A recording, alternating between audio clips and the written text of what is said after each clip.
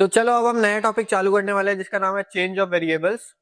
थोड़ा सा लेंदी टॉपिक है ये, ठीक है। मतलब इसके क्वेश्चन जो है वो लेंदी है, 7 स्टेप करने पड़ेंगे ये क्वेश्चन को सॉल्व करने के लिए। जैसे चेंज ऑफ ऑर्डर में 5 था, इसमें 7 होंगे तो लेंदी होगा। दूसरी बात, ये थोड़ा सा डिफरेंट टॉपिक होगा, तुम जो पहले के 4 टॉपिक्स कर रहे हो तो हो सकता है इस वजह से तुम्हें थोड़ा बहुत टफ लगे, बट इंडिविजुअल स्टेप्स जो है वो आसान ही है चेंज ऑफ ऑर्डर की तरह। और मैं पूरा ट्राई करूंगा कि मैं जितनी आसानी से समझा सकूं समझा दूं, ठीक है। अगर तो तुम्हारे पास टाइम कम है और तुम कुछ ही टॉपिक करके जा रहे हो तो ये टॉपिक मत करके जाना, क्योंकि इसमें टाइम बहुत लगेगा ये टॉपिक को समझने में, और चांसेस कम है कि इसका क्वेश्चन आए। बट अगर तुम पूरा सिलेबस करके जा रहे हो तो स्टार्ट करते हैं हम ये टॉपिक को, ठीक है। तो पहला क्वेश्चन दे रखा है, by changing into polar coordinates find this, ठीक है। तो इसमें जैसे मैंने बोला 7 स्टेप्स होने वाले हैं, तो हम स्टेप 1 से स्टार्ट करते हैं, ठीक है। स्टेप 1 क्या होने वाला है? जो स्टेप 1 हमारा चेंज ऑफ ऑर्डर में था, right correct order and equated to I, ठीक है। तो देखो यहाँ पे ऑर्डर सही है, डी वाई अंदर है और अंदर वाले लिमिट्स में वेरिएबल बाय यूज नहीं हो रहा, इसका मतलब रिपेल नहीं करेंगे, इसका मतलब ऑर्डर तो सही है। तो यानी कि आई हमारा यही हो जाएगा जो क्वेश्चन में गिवन है।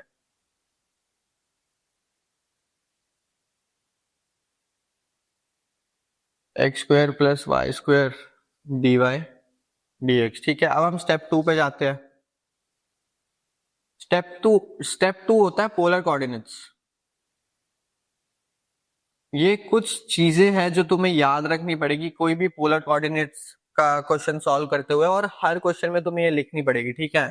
क्या लिखना है तुम्हें? x is equals to r cos theta, y is equals to r sine theta, और x square plus y square is equals to r square, और dx dy is equals to dy dx is equals to r d r d theta, ठीक है। ये कैसे आया? अगर तुम x और y की वैल्यू इसमें डालोगे तो तुम्हारे पास आर स्क्वायर ही आएगा। मैं करके दिखा देता हूं।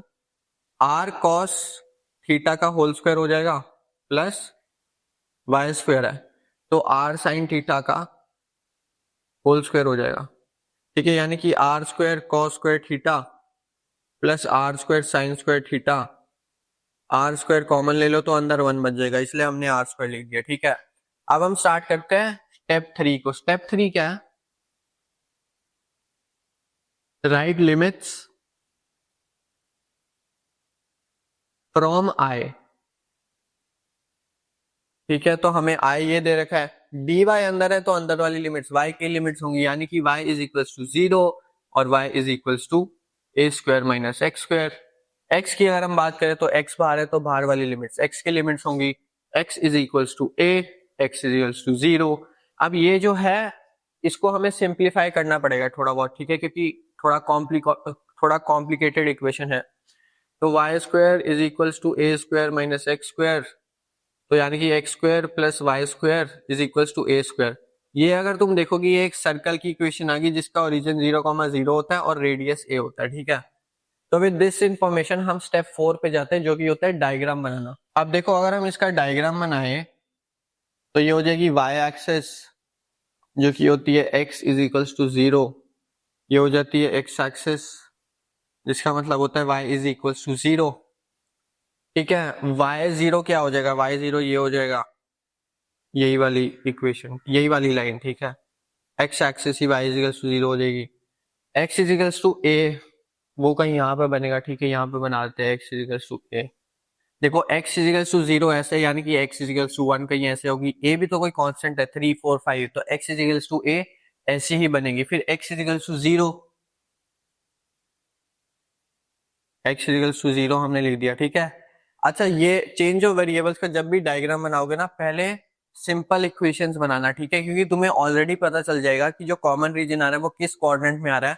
तो जैसे अब ये सर्कल है ये पूरे 4 क्वाड्रेंट में बनेगा, बट हमने क्योंकि पहले की 3 इक्वेशंस बना ली तो हमें पता चल रहा है सिर्फ फर्स्ट क्वाड्रेंट में ही कॉमन रीजन आएगा, तो हमें पूरा फिगर बनाने की जरूरत नहीं पड़ेगी, जो कॉमन आ रहा है सिर्फ उतना बनाएंगे।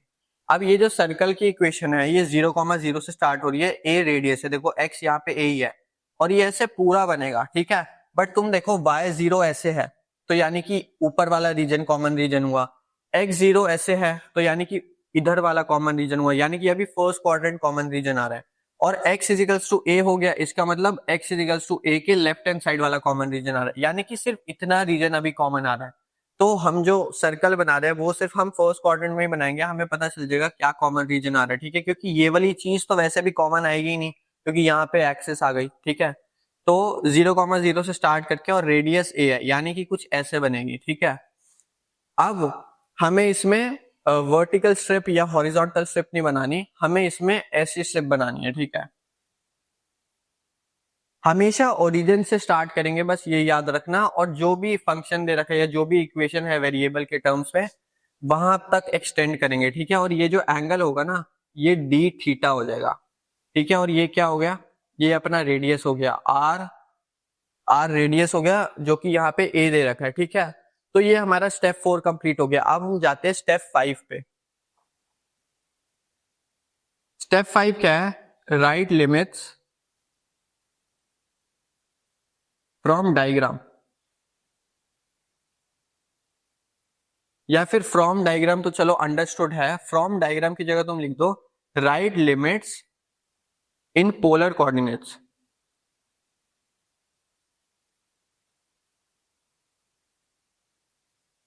ठीक है, तो पोलर कोऑर्डिनेट से हमें अगर पोलर कोऑर्डिनेट्स में हमें लिमिट लिखनी है तो मतलब आर और थीटा के टर्म्स में हमें लिमिट लिखनी है।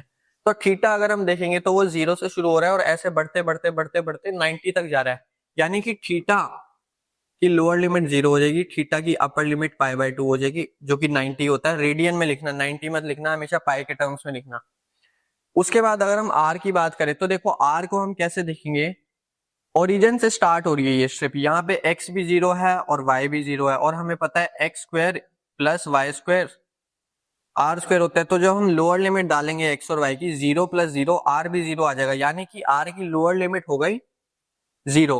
अपर लिमिट के लिए क्या करेंगे, ये वाली इक्वेशन देखेंगे, ठीक है, क्योंकि ये इसी इक्वेशन पे जा रही है, ये वाली इक्वेशन की, ये वाली शेप की इक्वेशन ये हुई x square plus y square is equals to a square, और यहाँ पे हमें पता है x square plus y square is equals to r square, ठीक है। तो हम जब इसको और इसको कंपेयर करेंगे तो हमें दिखेगा कि r जो है वो a के इक्वल आ रहा है, यानी कि अपर लिमिट जो है वो a हो जाएगी r के लिए, ठीक है। हमें बस कंपेयर करना है, ठीक है, मैंने बस कंपेयर करना है।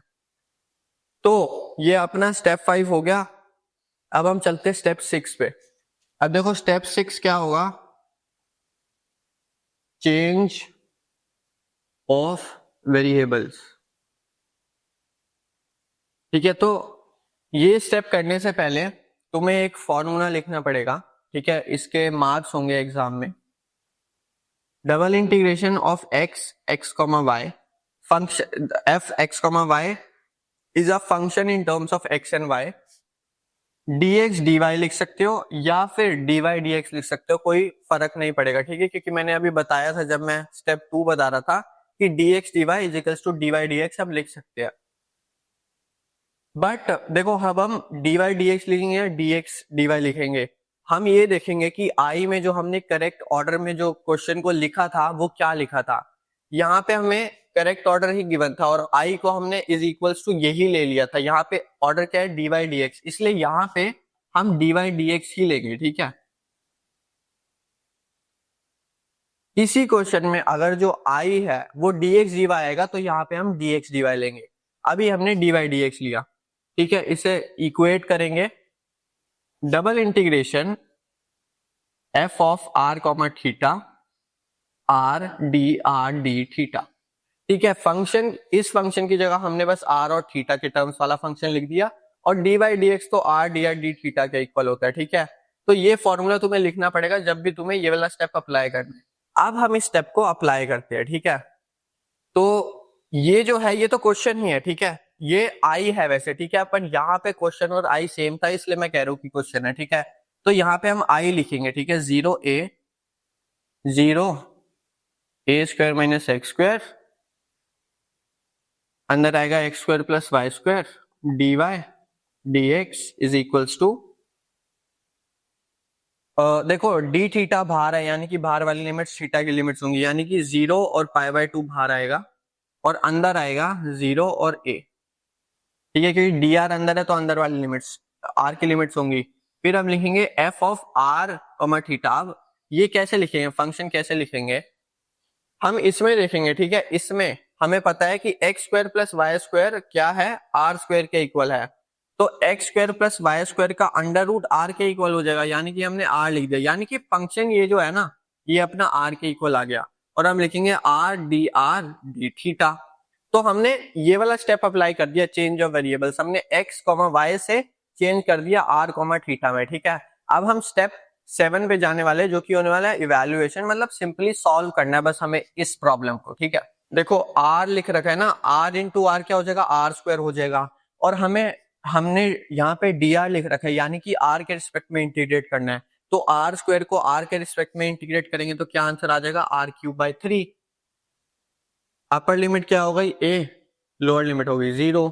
यहाँ पे जो लिखा हुआ है सेम टू सेम लिख देंगे डी थीटा, ठीक है। इसको आप देखो, इसमें 0 पुट करेंगे तो टर्म 0 हो जाएगा, इसलिए 0 लिखने की जरूरत ही नहीं, बस ए पुट कर दो, यानी कि ए क्यूब बाई 3, ठीक है। डी थीटा 0 और पाई बाई 2।